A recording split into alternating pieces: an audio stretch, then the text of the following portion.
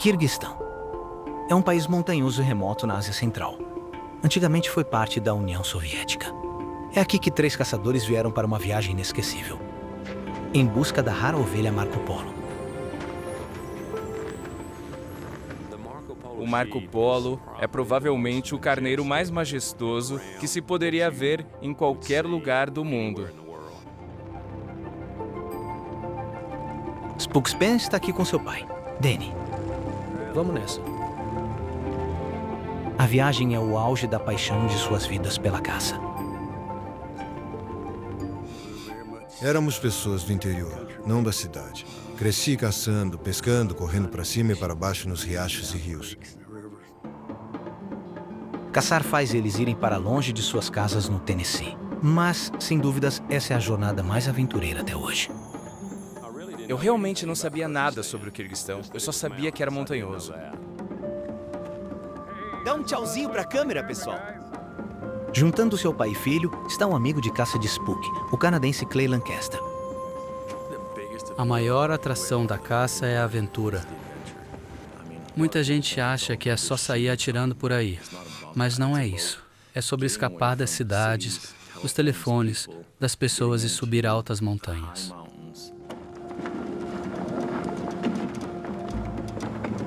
Os 3 amigos chegam ao Quirguistão e partem em minivans para sua base de acampamento remota.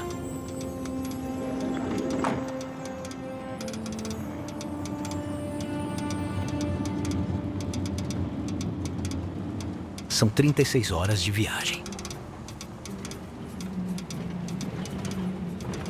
A jornada até o acampamento foi a parte mais difícil. Foi uma viagem longa e pesada. Realmente foi.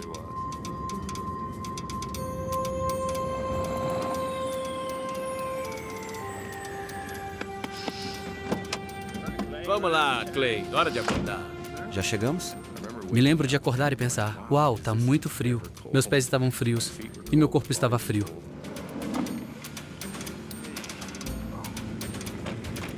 Vamos, pessoal. Havia montanhas por toda parte. Era absolutamente lindo. É isso aí. Eu me senti tão isolado quanto um ser humano poderia se sentir. A gente não ouvia um avião sequer. Não havia nada lá. Essas coisas eram bem diferentes do que eu estava acostumado. Posso usar? Prometo ser rápido. Fica à vontade, Danny. Clay trouxe um telefone via satélite e um GPS para casos de emergência. Não demora. Mas o Danny quer falar com sua esposa, Ruby. Alô, Ruby. Liguei para ela e disse que mesmo que não disparássemos um tiro, já tinha valido a pena. Porque foi uma das cenas mais bonitas que já vi. Toda a viagem valeu a pena. Obrigado. Espero que tenha se despedido. Daqui pra frente será apenas para emergências. Toda ligação para a esposa é uma emergência.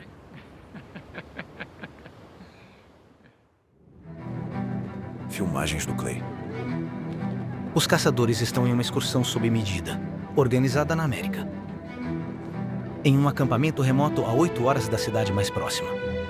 Eles partem todos os dias a cavalo, acompanhados por uma equipe de guias locais.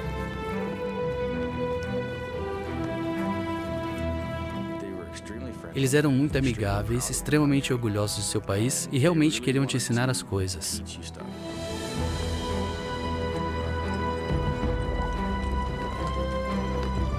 Eles passam 2 semanas inteiras atravessando quilômetros de montanhas congeladas em busca de seu prêmio. Era um grande desafio para caçar. Havia momentos em que eu estava com neve até a cintura. Filmagens do Clay. Com poucos dias para concluir a viagem, os caçadores avistam o que vieram buscar. Quando vi o carneiro, senti como se fosse um sonho. Eu não acreditava que era real. Aquilo era algo que sonhei por anos e anos.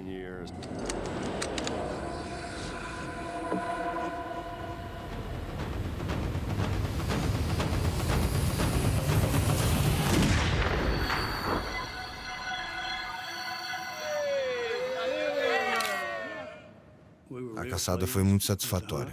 Nós pegamos 2 ovelhas Marco Polo muito lindas. E naquela noite tivemos um jantar de comemoração. É a última noite de caça e os locais querem dar uma despedida memorável aos rapazes. Eu não bebo, então estava sendo difícil para mim. Eu disse a eles que não, mas eles simplesmente não aceitavam um não como resposta. Vai beber sim! Então, quando contaram até 3 e todos viraram um copo, eu levei o copo até o lado da minha orelha, joguei a bebida para trás e bati o copo na mesa, balançando a cabeça como se aquilo quase tivesse me matado.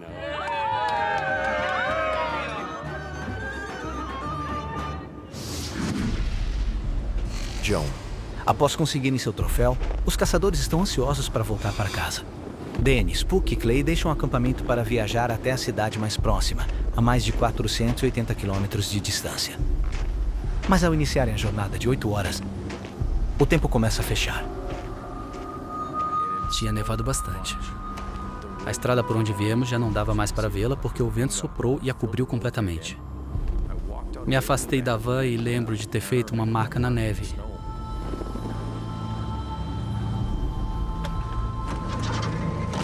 Por que você fez aquilo? Eu disse acho que é o mais longe que a nossa van chegaria. Espero que não. Acho que não percebemos o quão ruim estava até começarmos.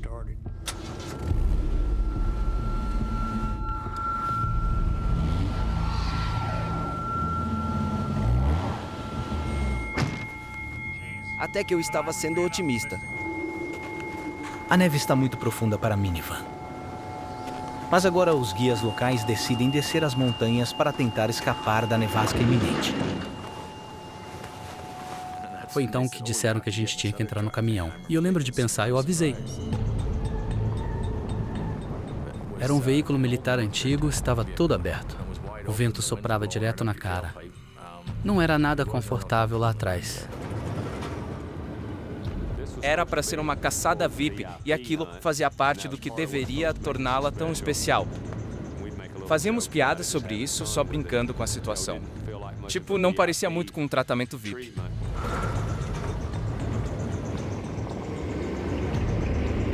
O caminhão parte do acampamento, mas quase imediatamente, a nevasca começa a engolir o veículo envelhecido.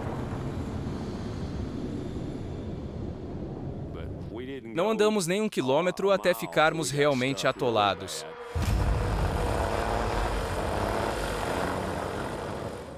Tivemos que tirar toda a neve com a pá. Continuamos cavando para fazer o caminhão sair.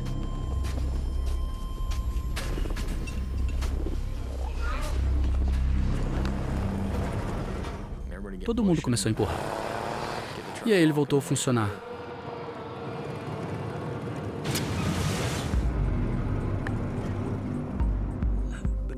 Tenho dirigido caminhões desde que era apenas uma criança. Acho que comentei que talvez poderia dirigir o caminhão através da neve.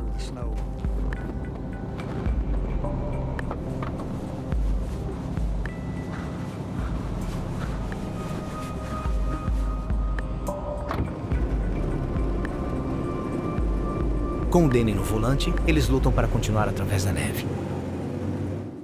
Ele fez um trabalho incrível. Fomos mais longe enquanto ele dirigia do que com qualquer outra pessoa. Mas depois de algumas horas, Danny se cansa e precisa parar. Depois que ele assumiu o volante de novo, não me deixa mais dirigir. E conforme o dia avança, eles continuam enfrentando o acúmulo de neve. Chegamos a um ponto em que não conseguíamos saber onde estava a estrada. Cada vez que chegávamos em uma colina, ficávamos presos 3 ou 4 vezes nela. Tínhamos que remover toda a neve do caminho para o caminhão ganhar impulso e chegar ao topo. Estava nevando muito e ficava cada vez mais fundo. No final da tarde, os caçadores avançaram demais para voltar. E o clima está piorando. Tudo ficou branco, tudo estava coberto de neve.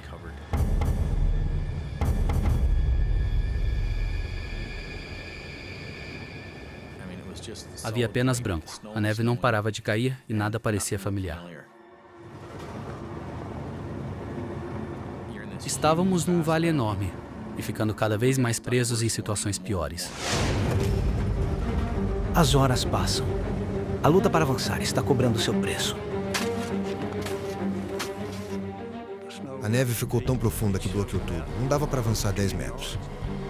Todos nós estávamos exaustos demais para continuar cavando. Eu continuava pensando, sabe, isso está começando a se tornar uma situação ruim.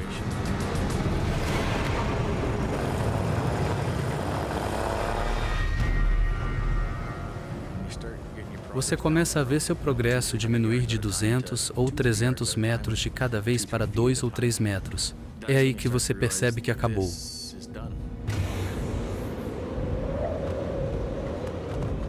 Ficamos presos. E era lá onde íamos ficar. Os caçadores estão presos em um deserto gelado, a 3.000 metros acima do nível do mar e em meio a uma tempestade de neve. A noite está se aproximando rapidamente e as temperaturas começam a despencar para menos 40 graus. Como vou sair daqui? Socorro!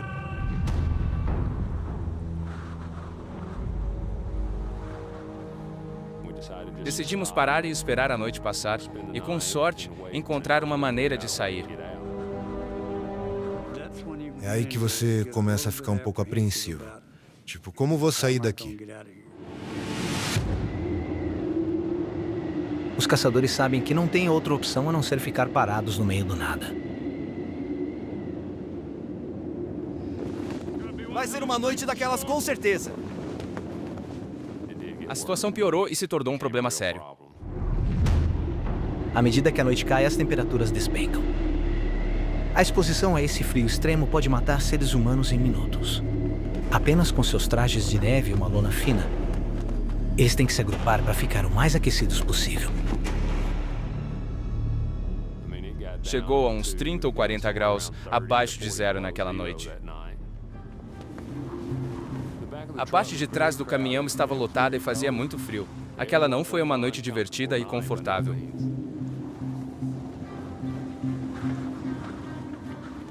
Eu estava apreensivo, com medo do frio e de ficar sem comida. Foi uma situação difícil. Tem uns cobertores na mochila. Meu pai é muito compassivo. Sempre pensa nos outros. Pode pegar. E ele estava preocupado se todos iam estar aquecidos o suficiente. Demos a eles tudo o que tínhamos. Meias, botas, jaquetas, tudo o que não estávamos usando, deixamos eles usarem. Pode usar. Ao decorrer da noite, os locais percebem o quão perigosa é a situação. Eles estavam ficando preocupados e eles moravam lá. Eles sabiam que ninguém ia sair para salvá-los e não existe nada como busca e resgate ou algo do tipo. O comportamento deles passou de ser meio jovial, sabe, se divertindo, rindo, brincando, para apenas um olhar vazio e uma preocupação desoladora.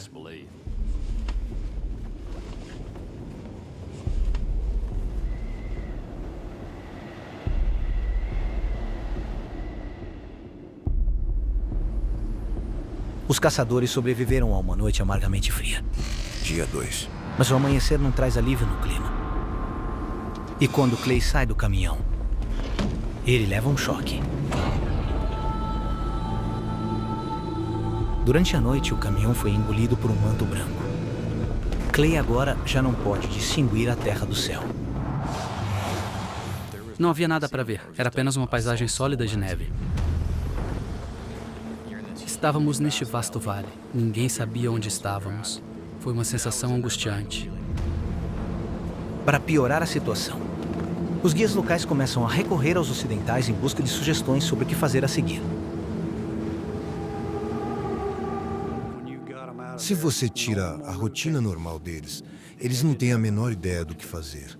E eu acho que essa foi a parte mais assustadora. Foi aí que decidimos, olha, eles não vão nos tirar daqui. Vamos ter que fazer algo diferente. Parecia que, cada vez mais, eles olhavam para mim para saber o que fazer. Eu estava em um país estrangeiro e realmente não sabia o que fazer. Clay sabe que estão presos em um grande problema. Usando seu telefone via satélite, ele faz uma chamada de emergência para o homem com quem marcaram a viagem de caça. Ele estava na Rússia na época, em Moscou. Aqui é Clay Lancaster. Ele estava tentando amenizar a situação. Ele disse que não estava ruim. E eu ficava dizendo para ele, você não percebe onde estamos e o que está acontecendo agora, estamos presos. Nosso caminhão está atolado na neve, não dá pra sair. Logo chegou o ponto dele falar, ei, tem que jantar agora, estou ocupado, não posso falar com você. Alô? Aí ele desligou o telefone. Alô? Ainda bem que eu não estava perto dele naquela hora. Dá pra acreditar? Esse é isso aí. Não vou depender de mais ninguém aqui. Vou entrar em contato com meu irmão no Canadá. Mas a bateria do telefone via satélite está na reserva. Escuta, Está a poucos segundos de acabar. estas são as nossas coordenadas. Escuta, Norte 42. Foi um pouco frustrante. Eu pensei, por que deixei a bateria se esgotar tanto? Era a última que eu tinha. No momento em que ele está prestes a dar a localização exata, Alô? o telefone fica sem bateria. Alô? Você acha que ele ouviu?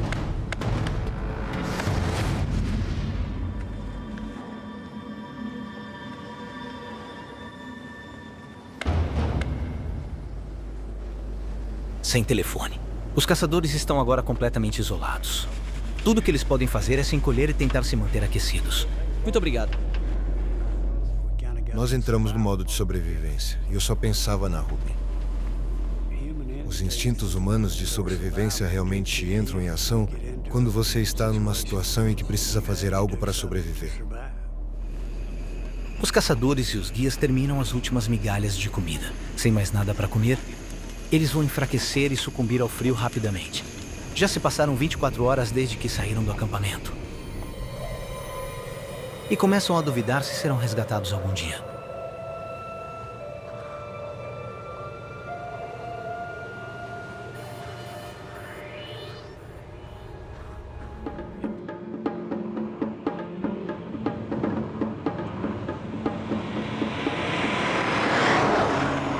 Viajando para o coração dos Alpes da Transilvânia, uma região remota do centro da Romênia, está Ken Jones, um mês paraquedista britânico em busca de umas férias diferentes.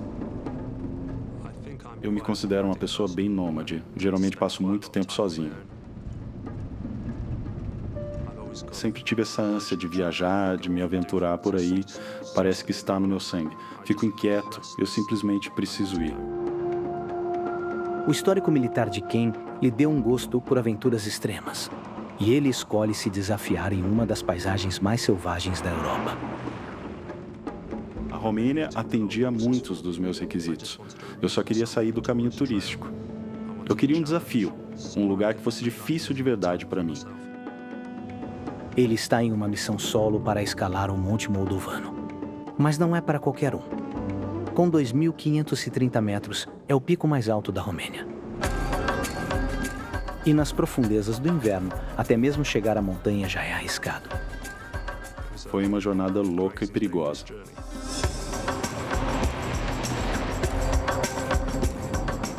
O motorista do táxi dirigia feito um louco. Eu pensei, caramba, o que estou fazendo? Isso deve ser tão perigoso quanto a montanha. No verão, esta paisagem selvagem estaria repleta de aventureiros. Mas em janeiro, a neve e a temperatura abaixo de zero significam que poucas pessoas têm coragem de se aventurar sozinhas nessas montanhas implacáveis. Me dei conta de que tinha praticamente toda a cordilheira só para mim. Era uma sensação boa, mas meio assustadora também. Isso nos torna conscientes da nossa própria insignificância.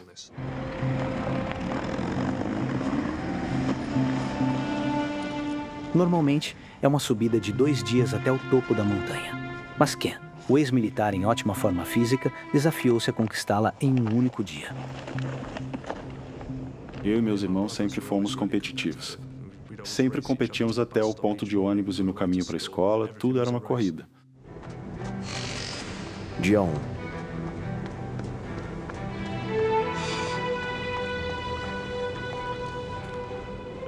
Gosto da sensação do meu corpo funcionando bem e logo encontrei um bom ritmo.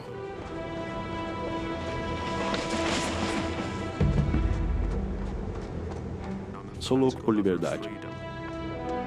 Às vezes só temos que nos colocar por conta própria e curtir esse tipo de paz.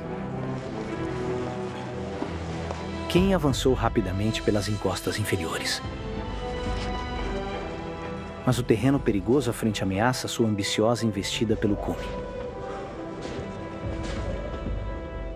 Um campo aberto através das árvores oferece as rotas mais diretas até o topo. Esta faixa de contenção criada pelo homem previne a propagação de incêndios no verão, mas no inverno é um ponto crítico para avalanches mortais.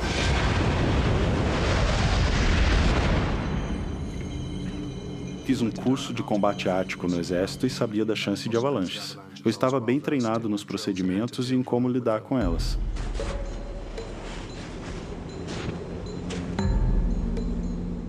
Com seu objetivo à vista, Ken ignora os riscos e decide acelerar até o topo.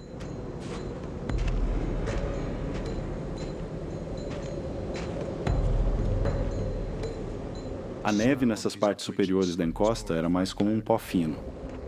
Em certos pontos, eu afundava até a cintura. Meu ritmo diminuiu significativamente e acabou ficando bastante difícil. Havia uma rampa. Era uma parede muito íngreme. Tive que confiar nos meus crampons e no meu machado de gelo. Foi bem complicado. Em um certo momento, cheguei até a metade. Eu escorreguei.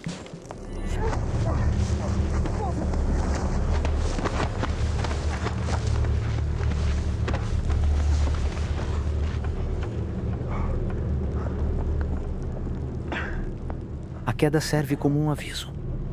A montanha é traiçoeira. Mas Ken está determinado a continuar. Ken refaz seus passos e logo passa o ponto onde escorregou.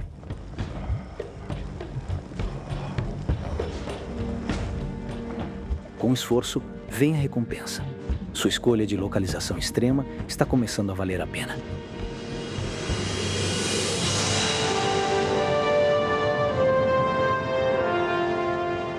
Eu sentia como se estivesse no meu próprio mundo lá em cima. Eu estava totalmente exposto e sozinho. Nunca estive tão isolado. Poucos têm o privilégio de ter uma cadeia montanhosa inteira só para si. Mas as condições rigorosas o atrasaram em seu cronograma ambicioso. Restam poucas horas de luz do dia, e o tempo está se esgotando em sua tentativa de chegar ao topo. Eu sabia que a quantidade de neve deixava tudo bem difícil. Mas eu me sentia muito em forma e forte. Treinei duro, então me sentia confiante de chegar ao topo.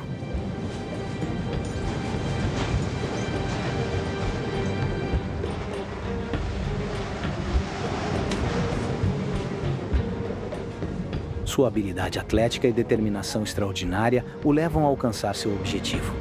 Mas ao cair da noite, ele deve decidir se fará uma tentativa final para chegar ao topo, ou recuar para buscar abrigo e fazer uma segunda tentativa pela manhã. Continuei esperançoso de que o nível de neve mudasse ou ficasse mais amigável. Andei um pouco mais sem querer desistir, mas as dúvidas começaram a surgir na minha mente sobre se eu alcançaria o topo naquele dia.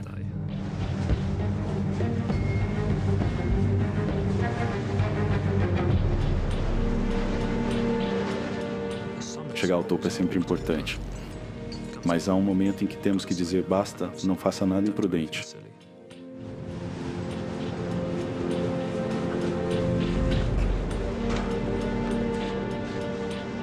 Relutantemente, Ken decide retornar à relativa segurança das árvores. Meu plano era entrar na floresta com segurança para cavar um buraco na neve ou montar meu poncho. Eu não queria ficar exposto na encosta aberta e, sabe, as árvores são um abrigo natural. À noite, a montanha será ainda mais traiçoeira. Ken precisa descer rápido para encontrar um terreno plano para acampar. Mais uma vez, a faixa de incêndio oferece o caminho mais direto. Mas segui-la é uma estratégia perigosa.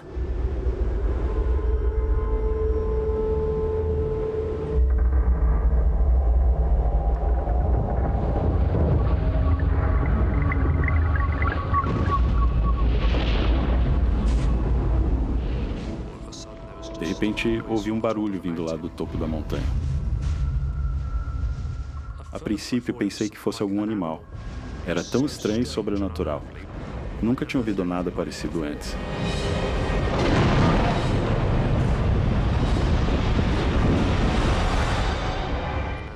Então percebi que era uma avalanche. Eu estava fascinado, eu nunca tinha visto uma avalanche antes. De certa forma, era perverso, só queria ficar olhando. Eu devia ter me virado e corrido. Mas era algo tão grande e magnífico. Mas quem não pode perder tempo? Cada segundo que passa o aproxima mais da morte. Virei e corri o mais rápido que pude para dentro da floresta.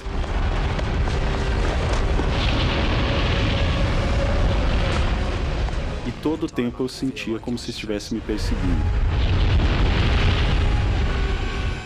Meu coração estava disparado. Eu estava enlouquecendo. Ia me atingir e me soterrar. Achei que ia morrer.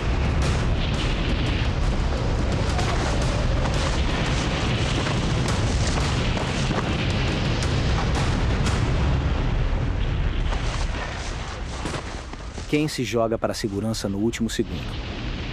E a avalanche é canalizada pela clareira. Com certeza eu já estaria morto a essa hora. Fiquei bem abalado por um tempo. E então, quando percebi que estava seguro e me acalmei, comecei a rir.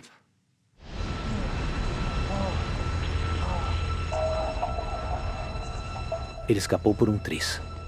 Mas ele ainda está em perigo. A neve nessas encostas superiores está instável. Após a avalanche, comecei a me sentir realmente vulnerável na encosta. Tinha que achar um lugar seguro para dormir. Então desci e me adentrei na floresta para passar a noite, porque ainda era possível subir no dia seguinte. Agora é uma corrida para descer para um terreno mais seguro antes de anoitecer. Mas entre as árvores, o avanço rapidamente fica difícil. O terreno ficou mais traiçoeiro. Os galhos cutucavam meus olhos. Aquilo estava virando um pesadelo.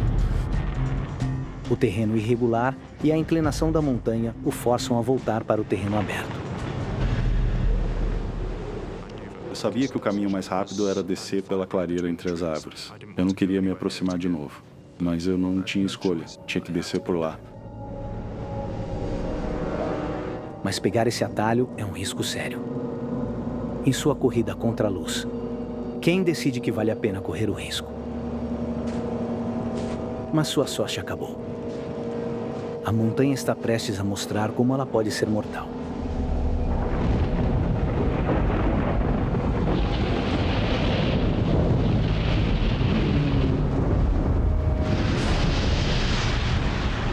Desta vez, ela o pega em um instante.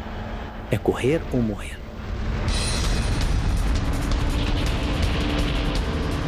Corri o mais rápido e freneticamente que pude. Eu estava correndo pela minha vida.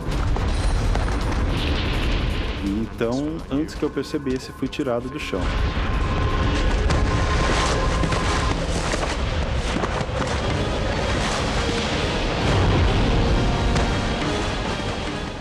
Eu estava completamente apavorado. Isso te engole e te envolve. Você sente todos os seus ossos e órgãos por dentro. Fica tudo vibrando. De repente, eu estava caindo. E então eu pensei, isso é muito, muito ruim.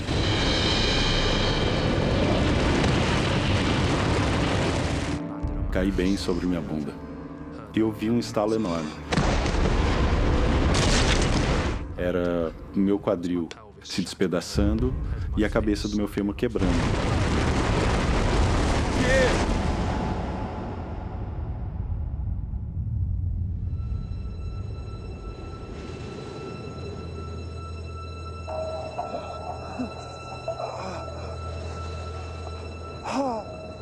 Devo ter perdido a consciência. Fiquei deitado, imóvel. Não tinha ideia do que estava acontecendo nem de onde eu estava. Eu não sentia nada. Estava escuro.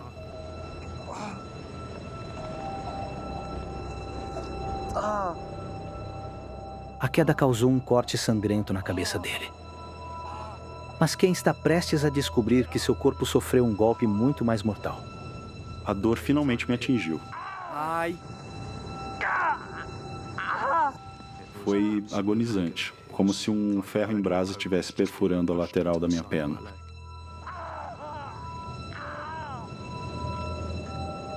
O impacto quebrou o fêmur dele e destroçou a articulação do quadril atravessando a pelve, despedaçando-a. Fragmentos de ossos rompem vasos sanguíneos ao redor da pelve, causando hemorragia interna e fazendo a temperatura do corpo despencar. Neste ambiente extremo, seus ferimentos podem ser fatais. Ken sabe que está mal, mas não tem consciência do alcance total dos ferimentos.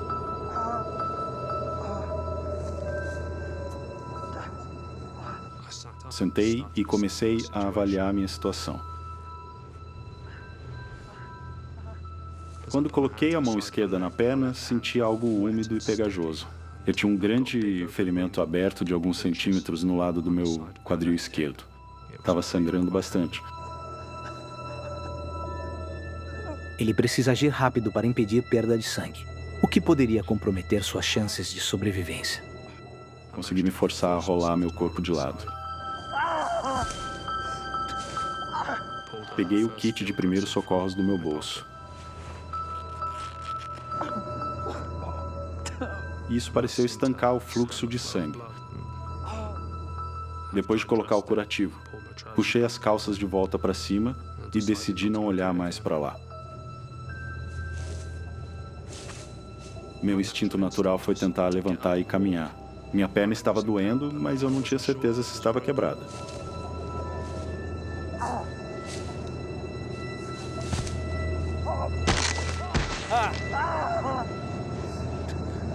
Senti uma dor agonizante subir pela minha perna como um choque.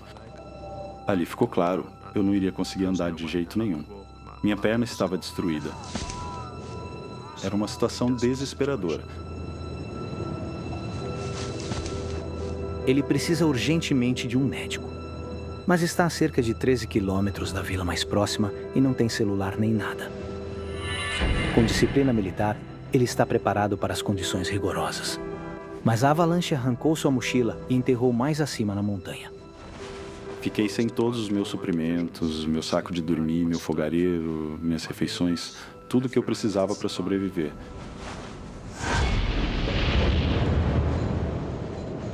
Ninguém sabe onde Ken está ou o perigo que ele enfrenta.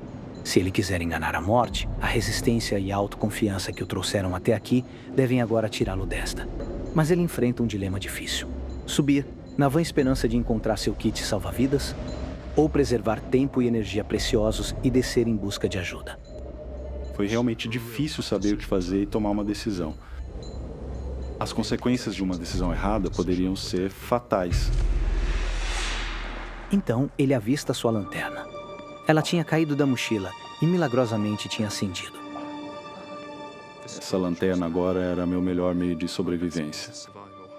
Se eu conseguisse pegar a lanterna, talvez tivesse uma chance, mesmo que pequena, de encontrar meus outros equipamentos.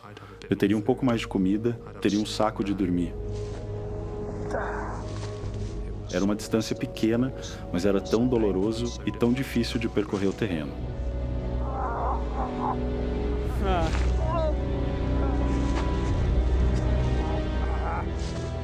Ken encontra seu chapéu e um saco impermeável antes de finalmente resgatar sua lanterna. As esperanças de recuperar sua mochila e saco de dormir são inúteis. Sua rota está bloqueada por uma borda vertical. Em condições normais, eu passaria por tudo isso sem o menor esforço. Mas daquele jeito era impossível.